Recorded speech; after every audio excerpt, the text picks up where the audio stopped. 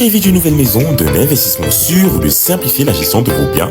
Mapiol est la solution. Grâce à nos services adaptés à vos besoins, Mapiol vous accompagne à chaque étape de votre projet immobilier. Mapiol, c'est aussi la plateforme immobilière entièrement digitale qui s'adapte à vos préférences et à vos sélections pour vous recommander des propriétés qui répondent le mieux à vos critères. Avec Mapiol, simplifiez-vous la vie en bénéficiant de nos différentes offres et services immobiliers, notamment l'achat, la vente, la construction, la location, le financement et l'investissement. Bénéficiez également d'un accompagnement juridique expert pour sécuriser vos transactions et déléguer la gestion de vos biens en toute confiance. Également, simplifiez vos démarches administratives grâce à notre expertise. Mapiol, c'est la solution globale, accessible et transparente à tous vos besoins immobiliers.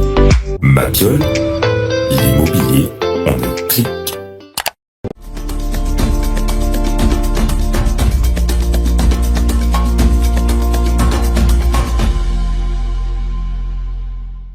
Mesdames et messieurs, bonjour et bienvenue dans cette autre édition de votre émission Autant le dire. C'est une voix quelque peu dissonante qui est venue doucher l'enthousiasme des militants du Rassemblement démocratique du peuple camerounais. En plein flonflon des 40 ans du parti au pouvoir, un militant, Léon Teller Onana, conseiller municipal RDPC à la commune de Monatélé, a décidé de saisir le juge des référés pour exiger la tenue du congrès ordinaire de son parti. Pour lui, le mandat du président national du RDPC est échu depuis 2011 et il n'est plus qu'un président de fait. Léon Teller Onana a multiplié des sorties depuis quelque temps pour dénoncer à la fois l'illégalité et l'illégitimité en l'état actuel d'une éventuelle candidature à l'élection présidentielle d'octobre 2025 de Paul Biya, aujourd'hui âgé de 92 ans, dont presque un demi-siècle passé à la tête du Cameroun. Jusqu'où peut aller ce militant presque rebelle du RDPC? La justice camerounaise, face à l'évidence, peut-elle se surpasser? Nous poserons ces questions et d'autres à notre invité Léon Teller Onana. Merci de rester fidèle à Naya TV. Merci de regarder Autant le dire.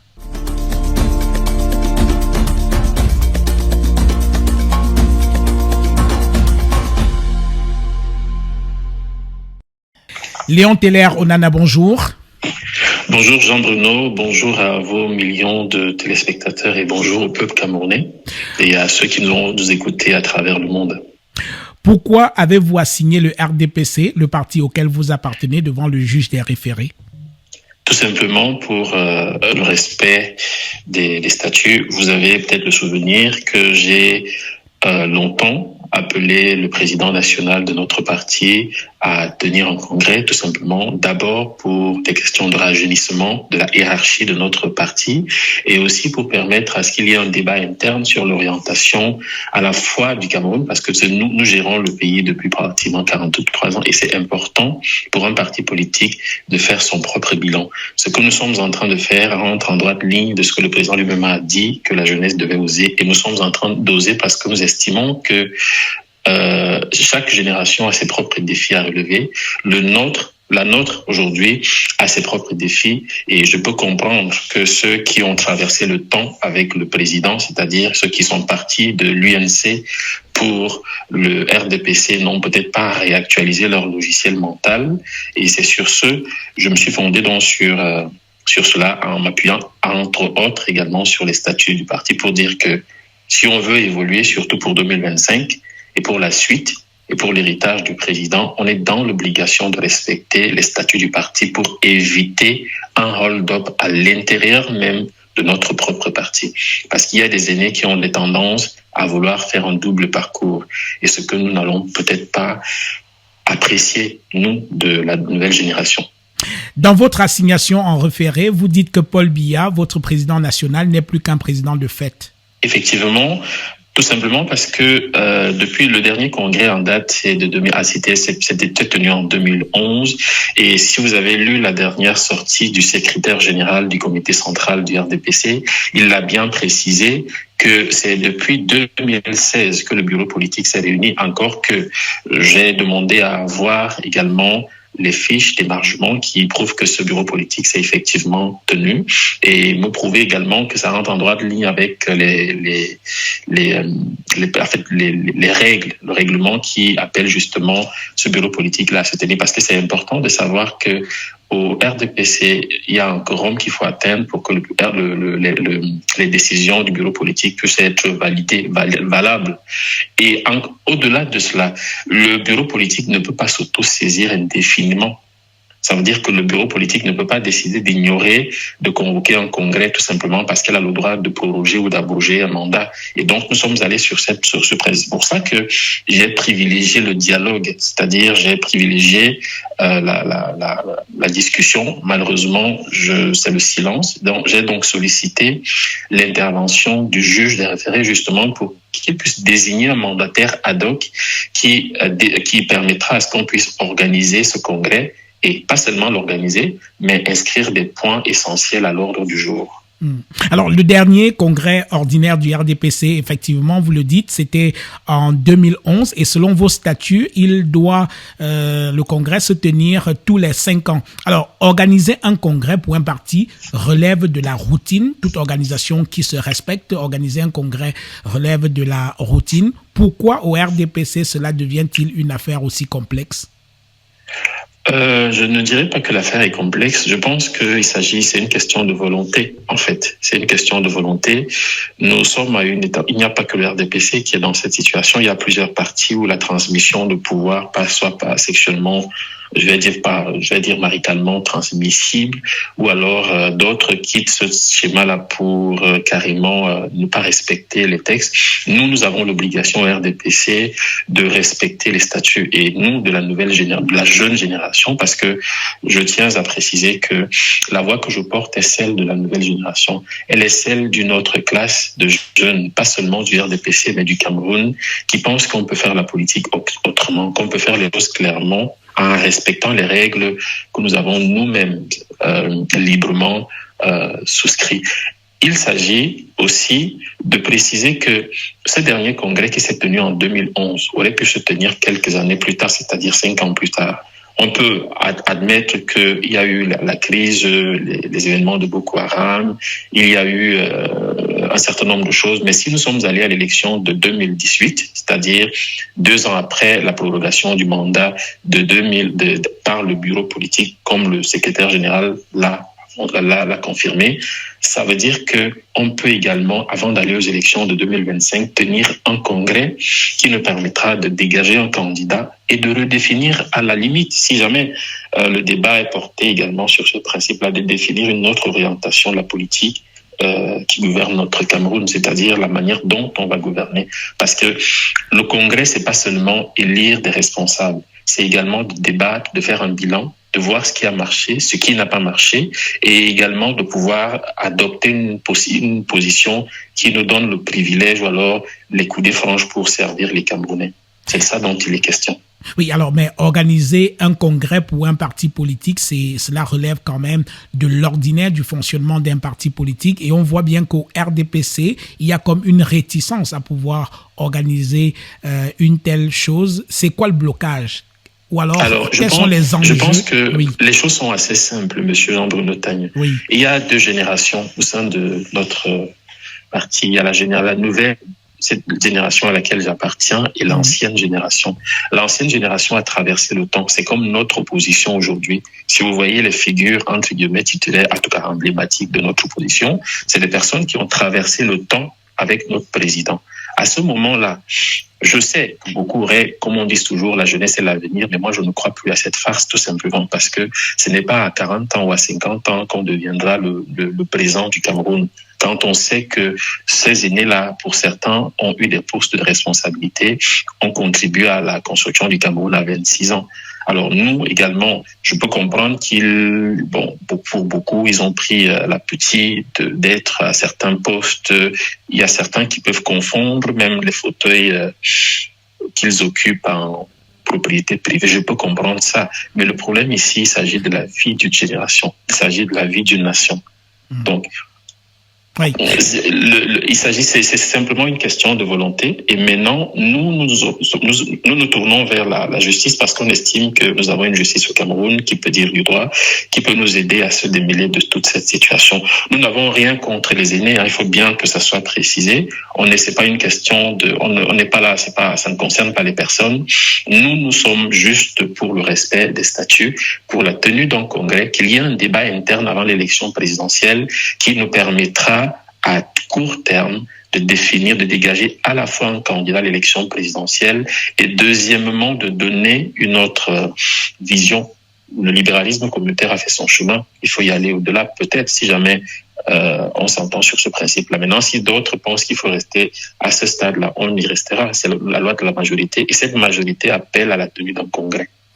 Alors, l'audience en référé, effectivement, est prévue le 11 avril 2025 à 14h devant le président du tribunal de première instance de Yaoundé Centre Administratif. Avez-vous foi dans la capacité des juges à dire le droit? Ils sont camerounais. Maintenant, vous savez, l'histoire retiendra que ce moment-là a eu lieu dans notre pays. Et j'aimerais juste attirer l'attention des uns et des autres, pas seulement de ces juges, mais de tous ceux qui interviennent dans la vie publique de notre pays et qui influencent son orientation. Ils doivent savoir que si aujourd'hui on parle de Oumniobé, si aujourd'hui on parle de Ernest Wandié, si aujourd'hui on parle de Sende Afanda ou alors des autres qui ont marqué positivement la vie de notre pays, c'est tout simplement parce qu'ils ont réussi à laisser parler la vérité, la réalité, que les petits arrangements de derrière. Maintenant, je ne veux pas commenter, je ne veux pas jeter le discrédit sur notre justice. Je fais confiance à la justice. Nous allons de toute façon, les choses sont assez claires. Même pour un enfant qui n'est pas allé à l'école, pour celui à qui on a refusé d'aller à l'école, comprendrait que depuis 2011, il n'y a pas eu de congrès et que de 2011 à 2016, en 2016, il y a un bureau politique qui s'est tenu et qui a prorogé. Le bureau politique ne peut donc pas proroger un mandat au-delà de son propre mandat. Lui, ce n'est pas possible. Donc, je pense que le juge dira tout simplement le droit et il nous permettra d'aller à ce congrès-là, de tenir ce congrès. Je fais confiance totalement à la justice. Maintenant, si par la suite on se retrouve avec un autre esprit, nous allons aviser. J'ai un conseil qui pourra s'exprimer là-dessus. Et tout simplement, je tiens à rappeler à nos congénères que c'est le combat de notre génération, nous ne l'allons pas lâcher. Ce n'est pas contre un individu, mais il faut apprendre aujourd'hui aux Camerounais à faire les choses normalement. Et c'est ce que nous allons faire. Alors, le RDPC a fêté le 24 mars dernier ses 40 ans d'existence et vos camarades un peu partout à travers le pays ont appelé Paul Biya à être de nouveau candidat pour un nouveau mandat à la tête du Cameroun. Et c'est ce moment-là que vous choisissez pour multiplier des sorties pour disqualifier une éventuelle candidature de votre président national.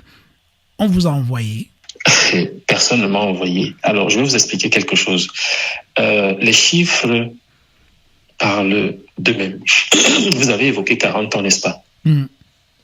Monsieur Bretagne, le peuple d'Israël peut sortir de... Vous savez que un proche du président l'a qualifié de Moïse, n'est-ce pas?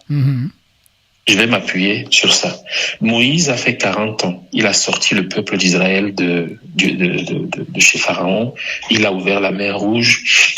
Il a tué les Égyptiens. Il a conduit ce peuple-là. La destination, c'était Canaan, n'est-ce pas? Pour ceux qui lisent la Bible, je fais cette allusion-là tout simplement pour rester dans la logique. Maintenant, il n'est pas entré dans ce Canaan tout simplement parce que il avait fini sa mission. Notre chef a fondé ce parti il y a de cela 40 ans. Il a dirigé avec tout ce que nous connaissons comme défi qu'il a pu porter. Nous, de la nouvelle génération, comme Aaron également, nous allons entrer dans ce Canaan-là en lui accordant le repos, qu'il se repose. Et je voudrais être assez clair là-dessus parce qu'il y a eu des choses qui ont été dites, il y a eu des choses qui ont été dites sur moi. Lorsqu'on appelle le congrès, c'est pour qu'il y ait cette discussion-là.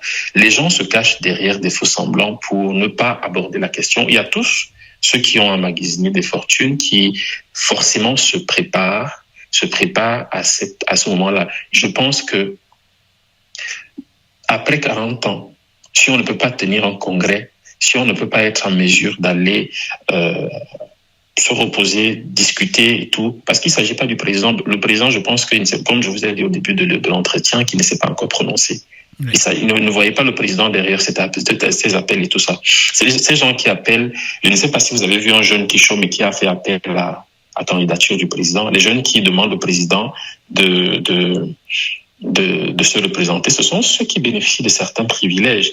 Les jeunes de ma génération, bref, ma génération ne l'a pas appelé, ma génération l'appelle à se reposer, ma génération l'appelle à prendre le temps pour lui. Tout simplement, nous allons faire de lui une bibliothèque et nous ne voulons pas que Paul Biya, qui est la bibliothèque, soit incendié. Quand il dit incendié, c'est une façon de dire que ceux qui veulent l'amener à faire un mandat de plus, sincèrement, ce n'est pas quelque chose de bien. Est-ce que je dois comprendre, Léon Teller Onana, que vous, militant du RDPC, conseiller municipal, vous n'êtes pas favorable à une candidature de Paul Biya pour un nouveau mandat à la tête du Cameroun? Je suis favorable à ce qu'on respecte la vie des aînés. Je suis favorable à ce qu'on respecte le choix, le silence de l'aîné. Le président jusque-là n'a rien dit, mais il y a d'autres personnes qui bénéficient d'un certain nombre de privilèges, qui se sont empressés de dire qu'il est candidat. Il n'est pas à cet instant précis candidat quoi que ce soit. Nous avons un congrès et Paul Biya étant légaliste, il sait très bien qu'il n'ira pas à cette élection sans avoir tenu de congrès à préalable. Il sait très bien que son mandat depuis 2011 a expiré. Il sait très bien que le bureau politique, entre guillemets, s'il s'est réellement tenu en 2016, les décisions prises à cet effet-là ne sont plus valables. Il sait tout ça. Donc, c'est même, le débat ne devrait même pas se poser. Du moment où les textes du parti sont clairs, un certain nombre de choses, tout ce qui se dit autour, je ne voudrais pas me prononcer sur une éventuelle candidature de Paul Biya alors qu'il n'a pas déclaré officiellement. Mais par contre, si vous voulez avoir mon avis à titre personnel, je crois que je l'ai déjà précisé et je reste cohérent. Le président de la République, le président Biya, le président national de notre parti, a fait le meilleur de ce qu'il avait. Il a donné le meilleur de lui-même. Aujourd'hui, aller se reposer, c'est tout ce qu'on peut lui offrir, on peut lui donner comme merci. C'est ce que les Camerounais, je pense que on a des exemples partout en Afrique. On a Abdou Diouf, on a un certain nombre de personnes qui se sont reposées, qui ont donné le meilleur d'eux, mais aujourd'hui sont célébrés par leur pays. Et le président de la République, vous le savez, monsieur Bruno Tagno, il est aimé. C'est peut-être pas un homme parfait, mais je pense aussi que ce qui se passe autour de lui, l'action que nous menons aujourd'hui en demandant à ce qu'il y ait un congrès qui sera forcément couvert aussi par votre chaîne de télévision, les débats seront publics, ça va démêler le vrai et le faux. On verra si les motions de soutien sont vraies ou pas, si le président veut véritablement être candidat ou pas. Alors, pour que ce soit clair pour tout le monde, donc vous plaidez pour que le président de la République aille se reposer au village, c'est ça? C'est exact. Oui. Alors, aujourd'hui, est-ce que votre message trouve un écho auprès de vos camarades du parti? Est-ce que vous avez des soutiens? Mon principal soutien ici, c'est la vérité. Maintenant, à chacun de rentrer dans sa conscience et de voir si ce que je dis est pertinent ou pas. Mais je peux vous rassurer que il y a des milliers, des millions de Camerounais qui suivent ce que nous sommes en train de faire, qui sont d'accord avec. La preuve, je pense que même si on a dit que les réseaux sociaux, c'est pour la jeunesse oisive, vous pouvez voir l'avalanche de messages et des personnes qui, à un moment donné, prennent le taureau par les cornes pour dire qu'ils sont d'accord avec moi. Et je n'attends pas la bénédiction de ceux qui sont en poste et qui verraient leur position changer. J'attends plutôt que la jeunesse qui m'écoute à travers votre chaîne de télévision comprenne que le moment est venu de se lever et d'offrir à notre pays notre visage, de permettre à ce qu'il y ait un renouvellement générationnel, qu'il y ait un autre visage qui portera les couleurs du Cameroun. Moi, je sais une chose, c'est que lors de ce débat, vous aurez l'opportunité de découvrir qu'il y a une autre jeunesse au sein du RDPC qui a besoin de s'exprimer et qui a des choses à dire, qui a des choses à apporter pour la construction du Cameroun. Alors, je l'ai dit, vous êtes conseiller municipal à la commune de Monatélé, l'un des fiefs du RDPC. C'est d'ailleurs chez vous que les appels du peuple ont commencé pour prier le président Paul Biya de devoir se présenter pour un nouveau mandat à la tête du Cameroun. Alors, vos élites doivent être gênées aux entournures depuis que vous avez commencé votre combat. Eyebe Aïssi, Ndong Soumet et j'en oublie, ils vont vous regarder comment? Ils vont me regarder comme un jeune qui s'exprime parce que nous sommes dans un parti démocratique. On est le Rassemblement démocratique du peuple camerounais. Moi, je n'ai rien contre ces aînés. Je les respecte individuellement. Maintenant, ils peuvent avoir des positions divergentes, ce que je respecte. Maintenant, si ce que je dis sort du cadre, il faudrait qu'on me le fasse savoir, que le juge me dit, ou alors qu'on regarde, qu'on consulte les textes du parti. Lorsqu'on entre en politique, on n'entre pas en politique pour faire plaisir aussi. On entre en politique pour servir le pays. Moi, je m'inscris en faux contre cette démarche qui veut que même quand c'est faux, ou alors quand c'est pas bien fait, on camoufle. On est entre nous Camerounais, on est entre nous militants du parti. Il peut y avoir des divergences d'opinion. On doit avoir le courage de le dire, même si je pense que je vous prends à témoin, Monsieur Tagne, je n'ai jamais manqué de respect ni au président, là, je ne le ferai jamais. D'ailleurs, je suis de ceux qui estiment que les Camerounais doivent s'asseoir et dire merci à celui qui a gouverné le pays pendant 43 ans. C'est pour ça que je me disais qu'à ce moment, si on serait en train de réfléchir comment faire un meeting, comment organiser quelque chose pour dire merci au président pour tout le travail qu'il a fait et pour le repos qu'il prend et voir comment est-ce qu'on peut aménager ce repos-là. C'est de ça dont il est question aujourd'hui. Donc, vraiment, ce que mes élites pensent de moi, je les respecte. Ce que je pense de ces élites-là, je les respecte. Ils ont aussi donné le meilleur de ce qu'ils avaient. Donc, il faudra leur poser la question de savoir ce qu'ils pensent de moi, quoi. Alors justement, qu'est-ce que la hiérarchie de votre parti pense de vos différentes sorties? Comment a-t-elle réagi, la hiérarchie du RDPC, à vos différentes sorties? Officiellement, elle n'a pas encore réagi, mais je pense qu'elle va réagir du moment où on est obligé d'aller devant un juge pour la désignation de mandataire ad hoc. Mais je pense qu'elle va mieux prendre cette réaction parce que c'est la preuve par excellence qu'il y a la vie au sein du RDPC, qu'il y a une certaine démocratie au sein du RDPC, que le RDPC n'est pas composé que des vieilles personnes comme on laisse l'entendre. C'est vrai que les institutions sont pour la plupart gérées par ces personnes du troisième âge, c'est vrai, mais qu'il y a une autre génération derrière qui pourra tenir le flambeau jusqu'à la gare, quoi. Au-delà de la légitimité, de la légalité, vous pointez aussi la légitimité de la candidature éventuelle de Paul Biya pour la présidentielle de 2025. En quoi sa candidature serait-elle illégitime? Je reste dans un contexte. En fait, je vais revenir, je vais dire les choses de manière simple. Oui. Les Camerounais sont dans une situation où ils veulent peut-être pas voir autre chose, ils veulent vivre dans un environnement où tout va pour le moins mieux. Notre chef de l'État, il faut pas aller tourner de midi à 14h. Je vous l'ai dit tout à l'heure qu'il a donné le meilleur de lui-même. Vous ne pouvez pas demander à quelqu'un qui a travaillé de 7h jusqu'à 19h d'avoir la même énergie à 22h, Monsieur Tal. Aujourd'hui, c'est une évidence. Le président que nous avons eu à une certaine époque, il est le même, c'est vrai. Il a donné, il est capable, comme il a tenu le discours lors du 10 février dernier, en disant qu'il sera toujours à nos côtés. Oui, justement, vous voyez, dans un quartier, dans un village, dans des villes où les hommes se respectent, où les hommes travaillent normalement, il y a des bibliothèques. Ce n'est pas parce que la bibliothèque est vieille qu'elle n'a pas de bonnes choses à l'intérieur. C'est un peu la situation du président de la République. Ce n'est pas pour autant qu'on va dire que aujourd'hui on peut encore traverser ces 7 ans avec lui. Il faut dire les choses clairement. Moi, ce que je fais, c'est pas une fronde. C'est juste poser un débat que beaucoup de personnes, même vous qui me posez les questions aujourd'hui, je pense que vous le soulevez, peut-être pas sous la casquette de journaliste, mais à titre personnel. Donc la légitimité dont on parle, l'illégitimité, bon, c'est vrai que le terme est un peu fort, vient du fait que il y a une différence entre aimer monsieur Paul Biya et apprécier le président de la République qui peut éventuellement être Paul Biya de demain. Parce que la personne l'aimons, parce que chez les Bantous, on doit toujours apprécier nos parents, surtout ceux qui ont longtemps vécu, qui ont vécu un peu plus longtemps. Donc, il faut toujours profiter de leur sagesse et tout. Mais est-ce que, concrètement, le président, à ce moment précis, est en capacité de pouvoir nous offrir ce que nous voulons? Je pense que l'heure est arrivée où, répondez à cette question.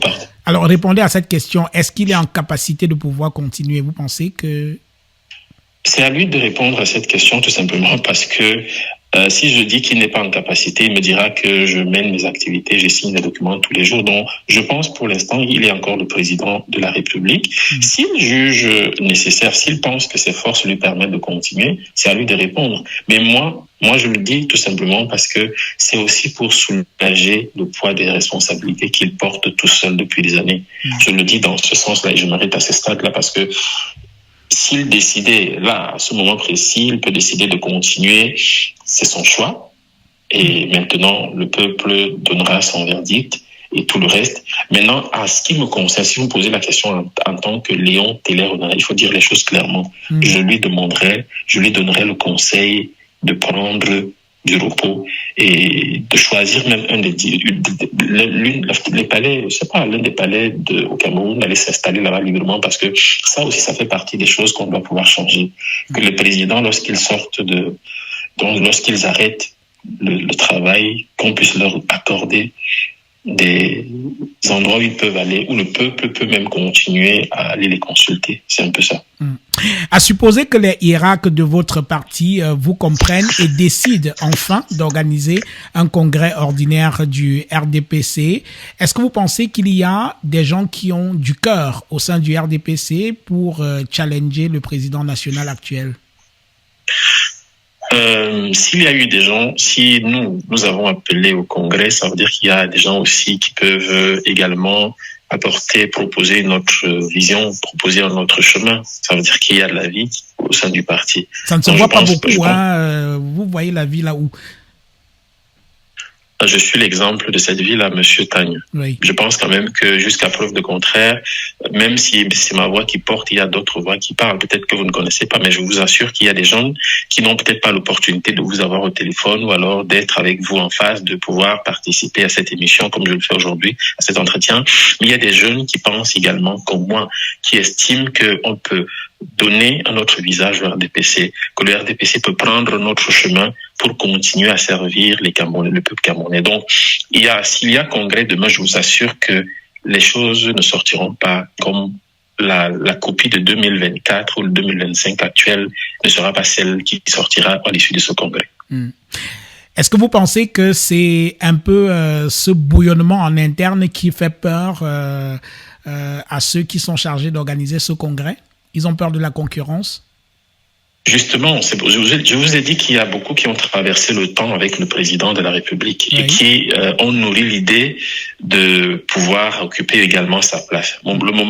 Étant donné que voilà, il est toujours là, ils sont obligés de dire que ok, dans ce cas, le président reste à sa place, nous aussi on reste à nos places. Donc c'est pour ça qu'ils ne veulent peut-être pas tenir ce congrès, parce que s'il y a ce congrès, je vous rassure que il y a des jeunes. Il y a une certaine, le RDPC est riche, le banc de touche du RDPC est exagérément riche. Il y aura des profils qui vont se lever. Moi, je pense qu'il y a beaucoup de choses. Les jours à venir, vous allez voir un certain nombre de choses. Et nous ne sommes qu'à l'étape 1 de cette démarche. Alors, vous parlez de dynamisme au sein du RDPC, j'entends bien, mais dans votre parti, on ne connaît que le président national et dans une moindre mesure, le secrétaire général Jean Kouété. Quelles sont les figures du renouveau de votre parti? Je ne suis pas autorisé à citer les noms, mais je peux vous dire que au sein de notre parti politique, il y a des jeunes. Et vous savez bien que le RDPC est le parti majoritaire qui a les démembrements sur toute l'étendue du territoire. Je ne peux pas aujourd'hui dérouler, c'est une longue liste. Si je commence à citer, je ne pourrai pas terminer. Alors, maintenant, plus simplement. Dites-vous que... Oui, allez-y. Alors, dites-vous que l'action que je mène, forcément une équipe, il y a aussi forcément des jeunes qui se réunissent, qui estiment que il va falloir qu'on avance ensemble et qu'on puisse organiser, structurer le parti, redonner un autre visage. Donc, sincèrement, je ne pourrais pas me livrer à l'exercice de citer les noms parce qu'il y en a. Au sein du RDPC, il y a des visages, visages réformistes. Il y a un certain. Je pense que la dernière fois, vous avez vu, il y a des maires qui se sont levés pour donner un autre son de cloche. Il y a même des députés également qui essayaient de se lever pour dire le contraire à un moment qui peut-être pas pour ramener à contre-courant, mais pour apporter, à enrichir le débat au sein du RDPC. Donc, si je me mets à citer les noms, je ne veux pas créer un conflit dans l'organisation, dans ce qui est en train de se passer. Je veux juste vous rassurer que au sein du RDPC, il y a une nouvelle élite. Il y a des Alors, la dernière fois où certaines voix à l'intérieur du RDPC ont essayé de faire entendre un autre son de cloche, tout cela s'est transformé en eau de boudin. Est-ce que vous vous souvenez des modernistes? De Mila Assouté, vous voulez parler, c'est ça? Voilà. Ok. Je me souviens du RDMC, de son président, que je salue d'ailleurs. Pardon.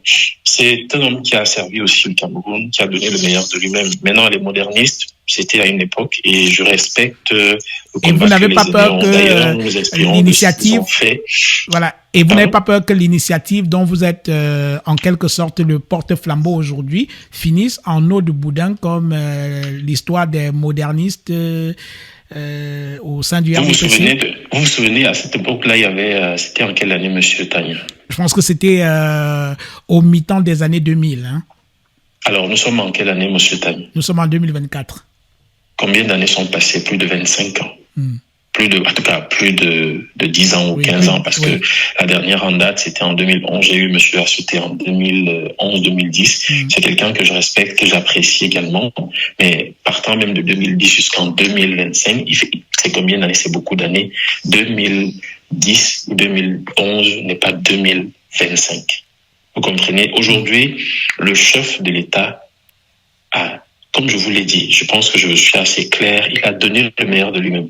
Nous, il n'est pas le problème de la jeunesse aujourd'hui. Et ce sont ceux qui veulent doubler le parcours qui ne doivent plus le faire. Ils ne doivent pas penser que la génération à laquelle j'appartiens restera toujours dans le couloir pour applaudir. C'est pour ça que je vous dis que lors de ce congrès, vous aurez l'opportunité de suivre des débats, d'écouter la jeunesse s'exprimer, de voir comment il y a de voir ces autres profils-là qui n'ont peut-être pas eu l'opportunité de s'exprimer jusque-là, qui ne sont pas passés sur des plateaux de télévision. Ces profils-là s'exprimeront, en fait. Donc, je n'ai pas, de toute façon, qu'on le veuille ou non, comme je l'ai dit à d'autres occasions, il y aura ce congrès. Ce congrès se tiendra et le RDPC changera le visage. Avouons quand même que votre parti est assez spécial. Hein? C'est-à-dire que vous avez un parti où on ne connaît que le président national, dans une moindre mesure le secrétaire général, qui est même le vice-président du RDPC. Je vous vois venir, en fait. Je vous vois venir. Mais je pense que la démarche qui est la nôtre aujourd'hui ne vise pas des individus. Et je ne suis pas en train de vouloir aller... Je ne veux pas réveiller certaines choses. Je veux rester dans le sujet. C'est pour ça que je vous ai dit ces questions seront réglées lors du... C'est-à-dire que vous avez un parti, il y a un numéro 1, mais il n'y a pas de numéro 2. C'est quand même assez spécial. Hein? C'est à se demander si le RDPC peut survivre à Paul Biya, franchement. Le RDPC survivra à Paul Biya parce que nous sommes là. Alors, je vais anticiper sur une question que vous allez certainement me poser, à savoir si ceux qui tiennent les responsabilités de fait aujourd'hui décidaient de nous exclure du parti, est-ce qu'on allait accepter? Je dirais non, tout simplement parce que à l'issue de ce congrès, c'est une nouvelle équipe qui sera là. C'est une nouvelle équipe qui va donner de la voix et les choses ne seront plus pareilles. Léon Teller Onana, l'actualité au Cameroun aujourd'hui, c'est l'insalubrité. Yaoundé, la capitale, est envahie par les ordures, les immondices à tous les coins de rue, l'air est irrespirable. Qu'est-ce que cela vous inspire de voir la capitale dans un tel état? Oui, c'est justement à l'image de ce que je suis en train de dire aujourd'hui, que les gens sont beaucoup plus cloîtrés dans les bureaux. Les camarades qui ont la responsabilité de gérer l'État, qui bénéficient du décret du président, restent plutôt dans les bureaux et décident. Alors, vous savez, il y a une différence entre vous qui prenez le taxi de 200, 350 par jour et celui qui roule carrosse dans un véhicule climatisé. Vous ne pouvez pas avoir les mêmes odeurs. Donc, du coup, je pense que certains vivent loin de la réalité. Mais c'est dommage tout simplement parce qu'il s'agit de la capitale politique de notre pays. Oui. Le Cameroun, ce n'est pas n'importe quel pays. Le Cameroun, c'est le Cameroun. Et c'est dommage. Et c'est pour ça que nous estimons tout ça doit être débattu lors du congrès. C'est pour ça que je vous ai dit tout à l'heure que qu'on le veuille ou non, qu'on l'accepte ou pas, nous allons avoir un débat franc entre l'ancienne génération qui a traversé le temps avec le président, qui est aux affaires. Parce que le maire de la ville, c'est quelqu'un de l'ancienne génération. Ceux qui sont aux commandes aujourd'hui sont des personnes de l'ancienne génération. Ce sont ces personnes-là qui dirigent le Cameroun. On laisse l'impression qu'au sein du RDPC, il n'y a pas une autre génération. il y a une nouvelle génération, il y a une autre génération en capacité de pouvoir manager les choses. Donc, je crois, et prêter ma parole pour dire qu'à l'issue du prochain congrès du RDPC, les choses ne seront plus pareilles. On ne va pas se retrouver avec des personnes qui prennent des postes tout simplement pour se faire de l'argent ou alors pour préparer l'après-BIA pour pouvoir aller à la conquête du palais. Il va falloir que les gens, lorsqu'ils acceptent de servir le Cameroun, qu'ils le fassent sereinement, normalement, sans toutefois ramener ce que nous avons vu. Je ne veux pas évoquer certaines choses ici, mais je pense que, pour dire les choses clairement, la saleté qu'on voit partout à Yaoundé est à l'image de ce que nous sommes en train de vouloir régler à l'intérieur de notre parti. Il faut avoir le courage de le dire. Le président de la République est du RDPC, son premier ministre RDPC, le ministre de l'Habitat et du Développement urbain, celle même qui devait ramasser les ordures du RDPC, tous les maires de Yaoundé RDPC et tous, autant qu'ils sont, impuissants face à la montée des ordures. Si quelqu'un dit que vous êtes un parti d'incompétents, aurait-il tort ou raison? Je donnerais tort à la personne tout simplement parce que les gens qui jettent les ordures en bordure de route ne sont pas du RDP. Tous ne sont pas du RDPC. Ils vont faire quoi de leurs ordures? Non, je vais y aller. Je réponds à votre question. Il y a ceux qui marchent dans la rue, qui achètent des bananes ou je ne sais pas quoi, qui peuvent jeter les ordures à travers la fenêtre. Il y a aussi ce problème d'incivilité qu'il faut régler parce que c'est très beau de dire que le RDPC n'a pas fait son travail, mais à la base également, les Camerounais doivent aussi prendre des responsabilités. Ça, c'est important. Maintenant, dire que le parti est un parti d'incapables, non, faut pas généraliser. Je crois que il y a peut-être ceux qui sont au pouvoir en ce moment précis. La nouvelle équipe qui est là actuellement n'arrive pas à manager tel que cela se doit. C'est pour ça que je vous ai dit que l'appel au Congrès, c'est pas seulement pour modifier les statuts ou alors pour élire un nouveau bureau national, c'est pour régler ce genre de questions-là. Parce que le parti, lorsqu'il prend le pouvoir, c'est pour mettre en pratique sa politique de gouvernance. Et c'est ce que nous allons faire. On a l'impression que les aînés, ceux qui sont aux commandes actuellement, se sont relâchés et nous allons pouvoir donner un autre son de cloche et surtout une autre orientation politique à cela. C'est pour ça que nous appelons à la tenue urgente du Congrès, surtout avant la présidentielle de 2025. Lorsque le président Paul Biya est arrivé au pouvoir en 1982, il a annoncé son mandat sous le signe de la rigueur et de la moralisation. 43 ans plus tard, est-ce que vous pensez qu'il a réussi? Si je devais donner une note à l'action du président et surtout à son engagement, à l'orientation, à ce qu'il avait en tête, je lui donnerais quand même une note moyenne. C'est-à-dire, il est au-dessus de la moyenne. Je vais vous expliquer pourquoi. Malgré tout le pillage de la fortune publique, malgré le vice qui s'est installé au cœur de la République aujourd'hui et tout ça, vous lui donnez quand même la moyenne, une note au-dessus de la moyenne? Non, je m'explique. Oui. Je m'explique, vous allez comprendre, je m'explique. Je veux bien. Lorsqu'on gouverne, on ne gouverne pas seul, on gouverne avec des individus. Ce que je peux reprocher au président aujourd'hui, c'est de continuer à avoir à la tête, par exemple, de l'Assemblée nationale, ses amis qui, depuis 30 ans, dirigent, par exemple, le président actuel de l'Assemblée nationale qui est là depuis un certain temps. Oui. Il a voulu gouverner avec ses amis, c'est quelque chose de noble. Lorsqu'on est d'une génération, je prendrai un exemple, si demain nous arrivons aux affaires, nous allons pouvoir le faire avec les gens de notre génération, mais tout en essayant de rester plus ou moins concentré sur les objectifs, sur les raisons pour lesquelles on a sollicité le suffrage des citoyens.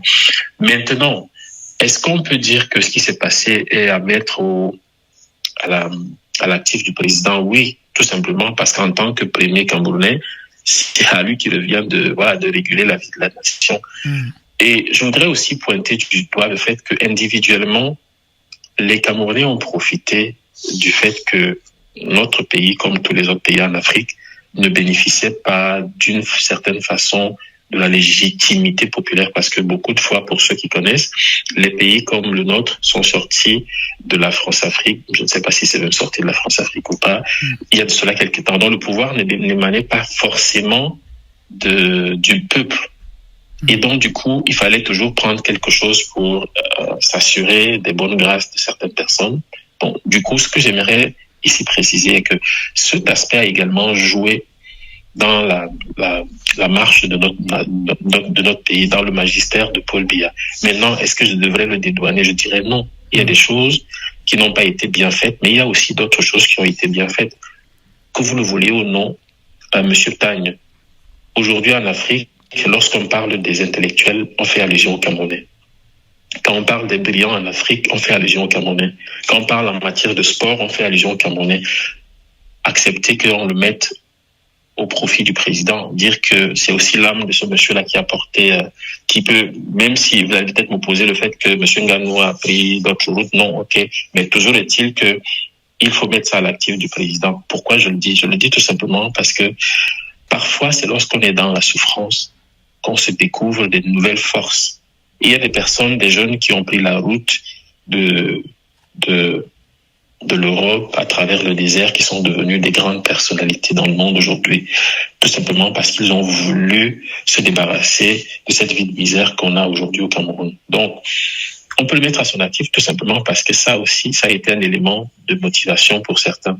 Maintenant, il y a eu beaucoup de couacs, ça je le reconnais, et maintenant, on doit se tourner vers l'avenir, on doit faire les choses de manière à ce que, de réparer à la fois d'abord le tort et aussi de fixer un nouveau cap. Et c'est pour ça que j'insiste sur le fait que nous, de la nouvelle génération, nous, les jeunes du parti, nous, en tout cas ceux qui comprennent l'urgence aujourd'hui de redonner un autre visage à notre parti, nous sollicitons qu'il y ait un débat lors du Congrès pour qu'on puisse dire à certains de nos aînés qui ont été en indélicatesse avec la fortune publique de lâcher l'affaire, tout simplement.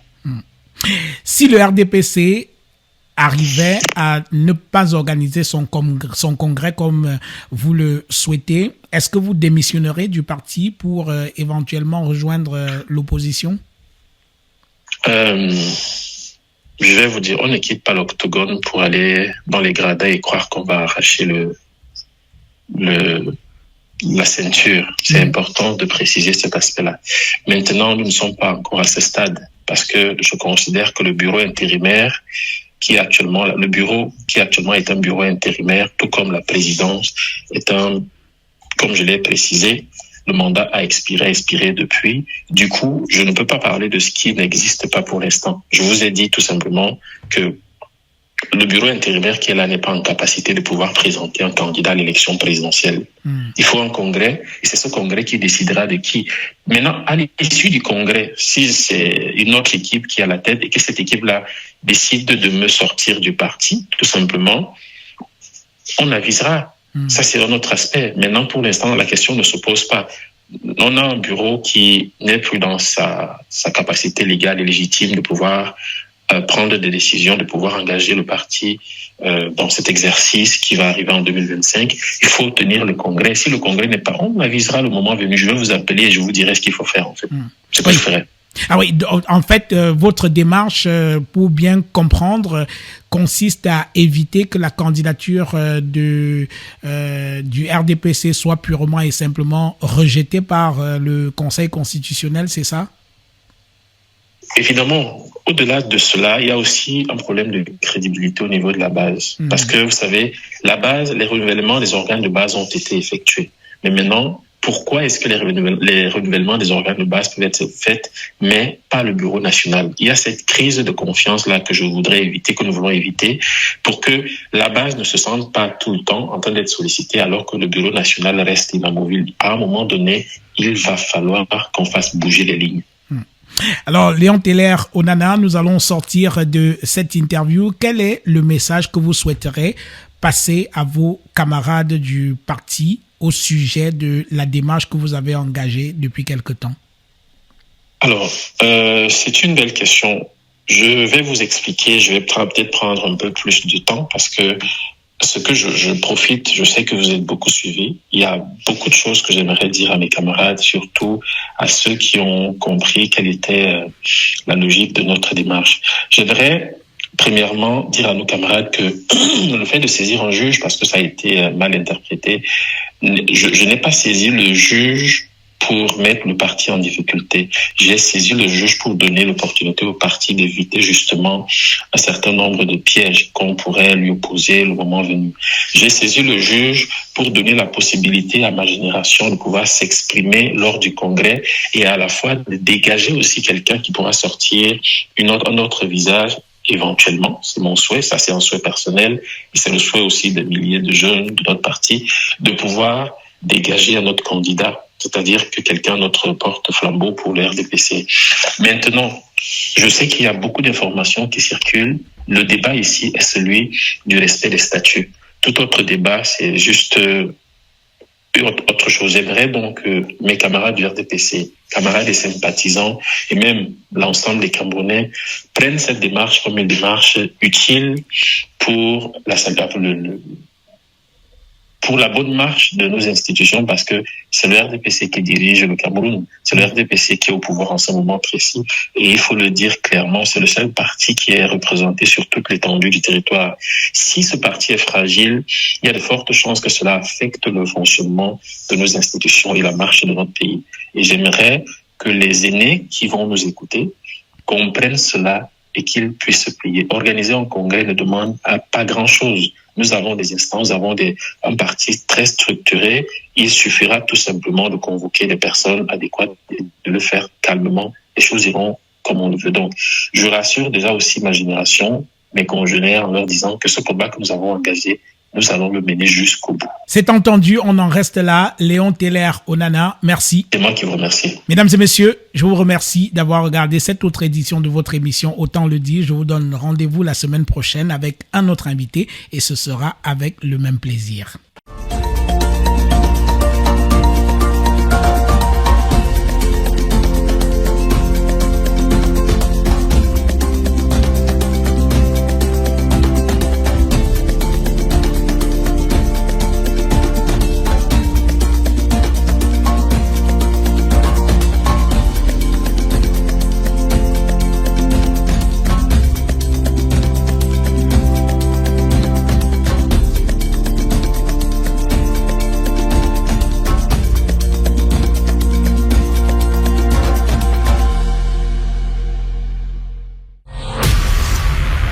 Vous rêvez d'une nouvelle maison, d'un investissement sûr ou de simplifier la gestion de vos biens?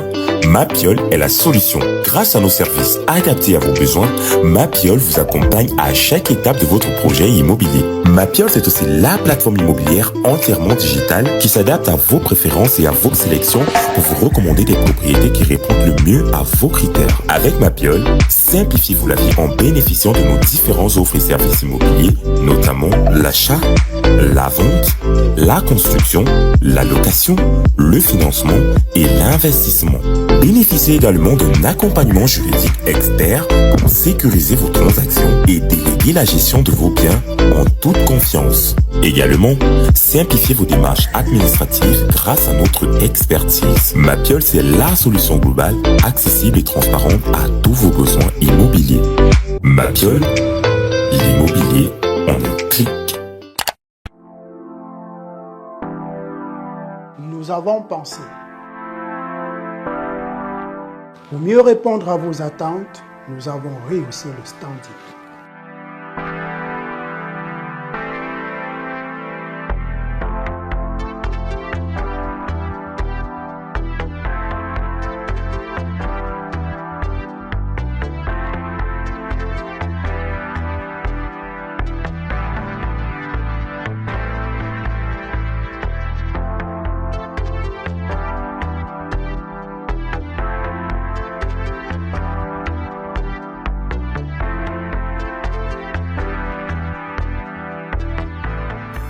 Hotel Le Quai d'Orsay, better than what you imagine. Au cours des 20 dernières années, le développement de l'Internet mobile a révolutionné notre façon de consommer la musique. Si en 2002, le CD représentait 90% des revenus du marché musical, Aujourd'hui, le streaming, c'est 2/3 des revenus engrangés. Le monde change et pour vous accompagner, LOG Music Entertainment est une agence de distribution digitale qui permet aux artistes et labels de distribuer leur musique à travers le monde sur plus de 250 plateformes de streaming telles que Boomplay, Spotify ou encore Apple Music. Alors n'attendez plus et rejoignez la nouvelle ère, musicalement vôtre.